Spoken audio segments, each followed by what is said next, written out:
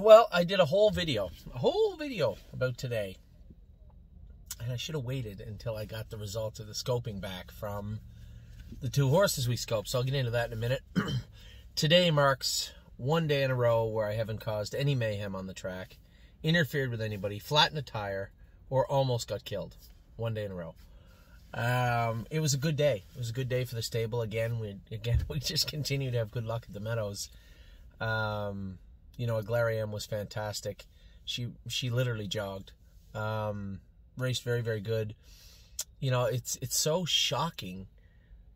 I shouldn't be shocked. A lot of our horses do this and act this way, but it's always impressive when you drive such an inexperienced young horse that acts like such a professional. When you go out, I said to myself, I don't need to get in a battle. I'm going to loop over in front of those 2, let those 2 go, sit third, move her over, and if she's as good as James says she is, she's a winner. That's how I thought the race would go. That's how it played out. And I noticed that she opened up at 2-1 and went away 6-1, so I suspect there are some clients out there at thestable.ca that made some money betting Aglariam. So it went down just as you would have drawn it up in the locker room, so to speak. So Aglariam raced fantastic. Harness AM got beat fair and square. Tony Hall said to me after, he says, this filly just never stops trying. Really? Well, that's good. She must have changed a lot from when we took the hobbles off her. She always just seemed her last 2 starts, 3 starts that we drove her and raced her in the stakes or whatever, that she just went through the motions. And to see her come first over 2 weeks in a row, she got rough in the last turn, but 56 flat was a lot for her first over, and it wasn't a warm day. Like, I wore a long sleeve suit with long johns and a turtleneck today. Like, it was chilly. 62, I think it said when I get in the car. It's 15 degrees, pretty cold. And a fairly significant headwind, which played a role later on. Played a role in a lot of races. Certainly didn't play a role in Aglariam's race. Harness AM was raced well to finish second. The horse that won it clearly was Tons the Best, and she raced very, very well. Then I come out in the track with... no, I didn't come out in the track. Tony Hall came out in the track with Bottle of Red. Should she have won? Yes. In my previous video, I may have had some negative thoughts towards Bottle of Red. She's a bridesmaid. She doesn't have that gritty eye of the tiger behavior. She should have won today, and I think she should have. But then we scoped her, and there was a few more flecks of blood. Now, you might say, well, Jesus, we just put her on Lasix. It's a problem. Put her on low amounts of Lasix. We can up that dose. We can work throughout the week to dry her up, change the way we train her, change the way we approach, much like we did with Johan. Johan bled 2 starts ago a little bit. We changed what we did with him. Raced much better the other day. I mean, I got to literally drive him all over the track and finished 4th with him. He actually raced pretty good. So just need to tweak how we treat, how we act, how we train Bottle of Red, and I think she'll race better. Now, that doesn't change my overall outlook. Here's my outlook. She wins her way out of that class. She should win her way on gate. I think there's a filly that shows getting around every size track. I think she got around a half. Maybe she didn't. Well, she definitely raced at Yonkers. So she shows racing at every size track, doing well in multiple places. Filly with not that many wins. If she wins again, that'll be 3, maybe 4 wins. Not that many wins. Got some breeding, got some speed, got some good miles. I think it's probably worth exploring, as I put it earlier this summer, free agency for Bottle of Red. My question to you would be, where do we go with her? Is she an open pacer? No. Is she going to make her way into the open? No. So, not for us, anyway. So, I think maybe we win a race with her in that class, and then we explore on gate with her. I think it makes sense.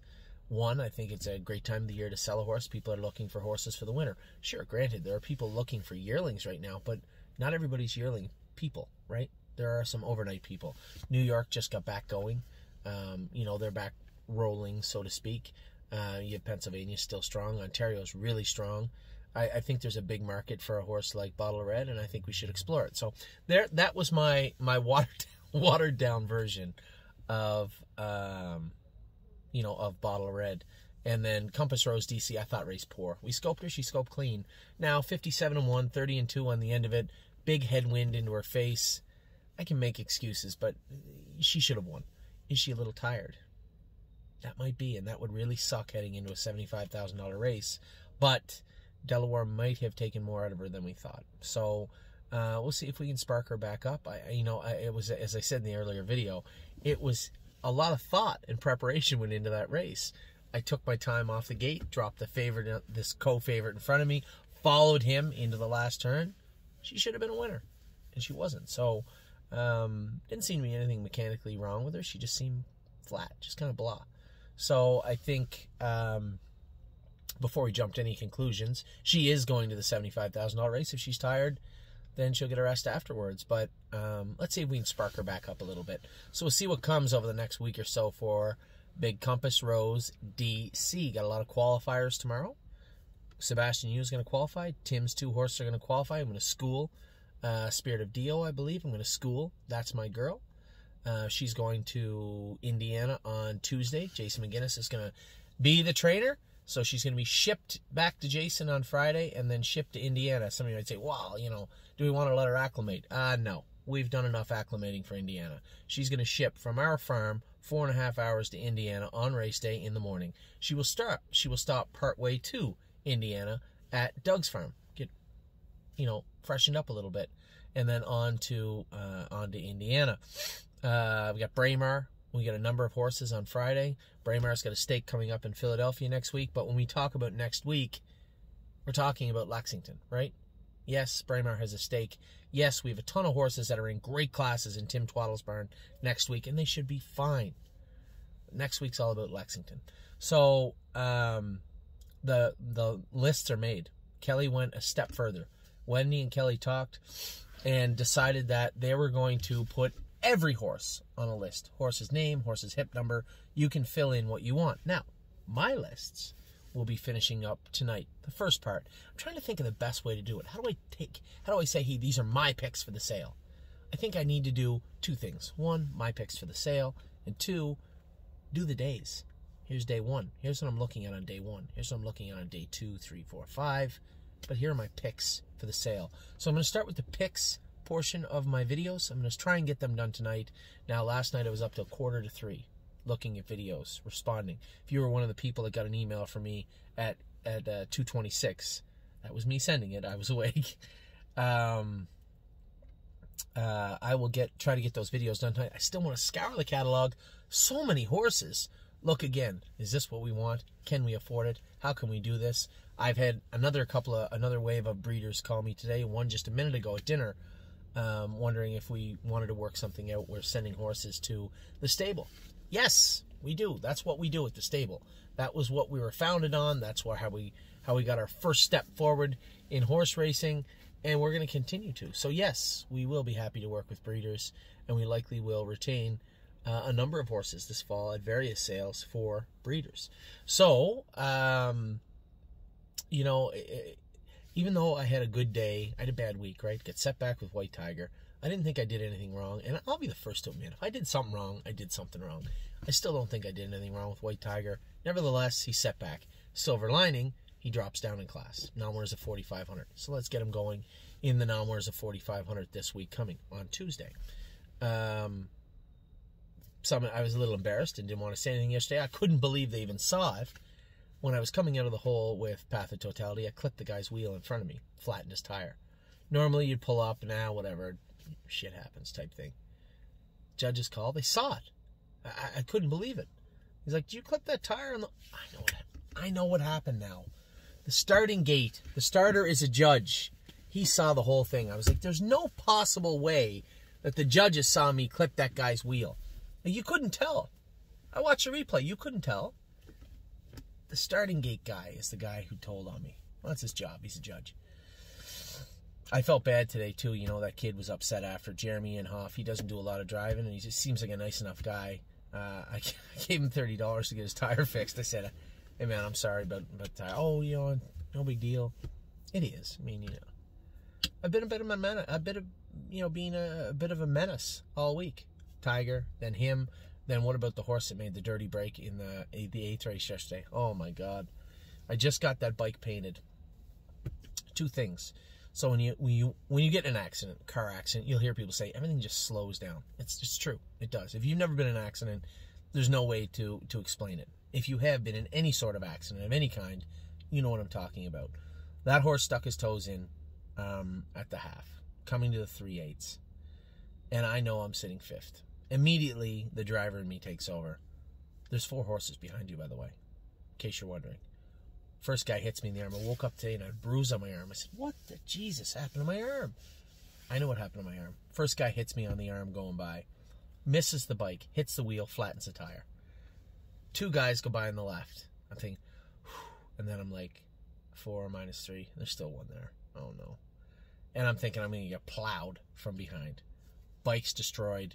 Anthony's going to the hospital. That's what's going through my head. And instead, shoom, just misses me.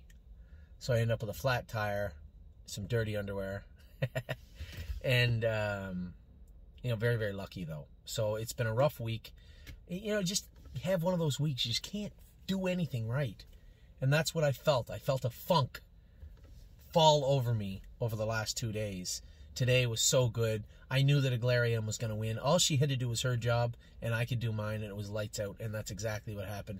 It just felt like that somebody pulled that, you know, wet blanket off of me, and we had a good day. And, you know, it's tough. Sometimes, you know, you ever get in one of those days where you just don't feel good, right? I'm a big music guy. I like to listen to music, so if I don't feel good, just turn on some music. I'm fine. Go get a, you know, a latte or coffee or something. I'm fine. Tea. Somebody said the other day, I thought you didn't drink coffee. I don't. I say coffee, I mean latte or tea. I don't drink coffee. Not a coffee guy. So go get a coffee. Go get a latte or a tea. But something else I love, and this is the one thing why I don't mind being on my own. You know, I was leaving the barn today, Tim's barn.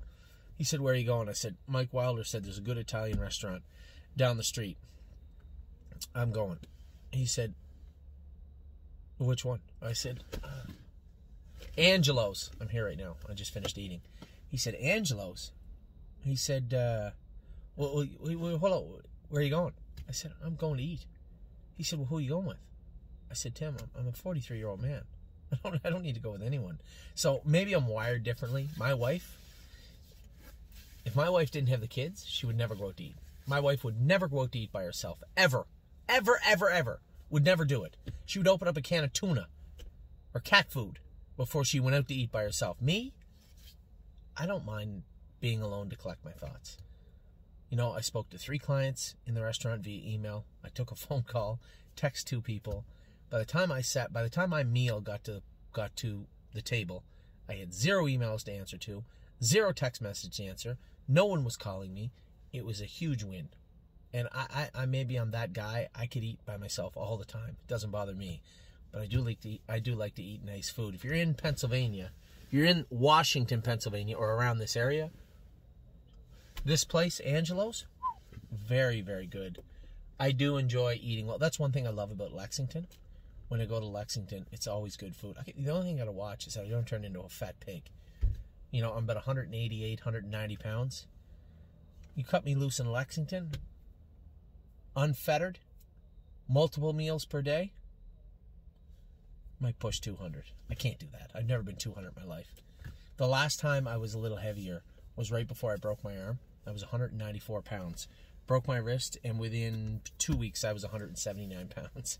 So, that's just how I am. I like good food. I like to relax, collect my thoughts, be at peace. So I don't mind being by myself. So, you know, I do miss my wife and kids. I wish they were here. But at the same time, when I'm by myself in a restaurant like this, I get to just relax. So, that is it for today. As I said, 1 day in a row without any mayhem of any kind. Aglarium was tremendous. Harness AM raced as good as she could. Bottle of red. That's what I was getting at. Bottle of red was a little hard. Couple of flecks of blood. We can fix that.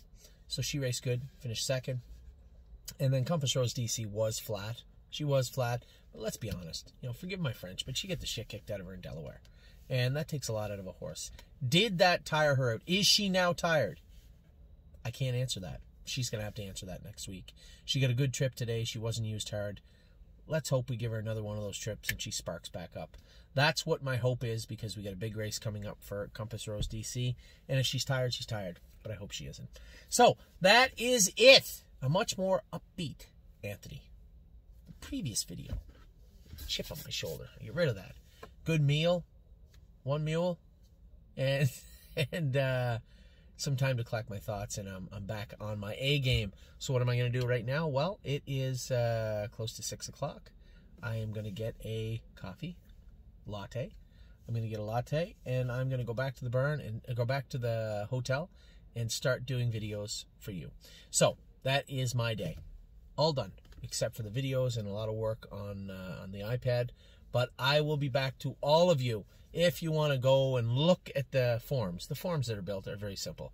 It's just a huge sheet with every horse and every name on it. So until you know what I'm looking at, it's kind of useless. But very good job by Kelly. So I will talk to you guys soon. I'm on my way. I have to go and get back to the hotel. Stop for a coffee first. We'll talk to you soon. Take care. Bye.